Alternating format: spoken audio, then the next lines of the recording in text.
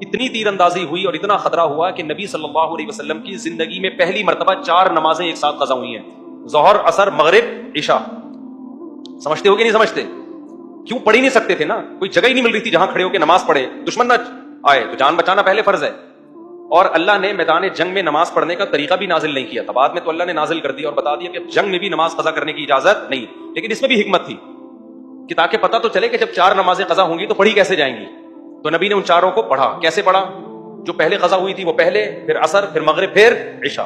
اسی وجہ سے امام احمد ابن حنبل اور امام ابو حنیفہ، اس حدیث کی روشنی میں دونوں اماموں کا قول ہے کہ اگر کوئی صاحب ترتیب ہے، نمازیں ترتیب سے پڑھتا آ رہا ہے، تو اگر ایک نماز قضا ہو جائے گی تو جب تک وہ پڑھے گا نہیں اگلی ہوگی نہیں اس کی، اسی حدیث کی بیس۔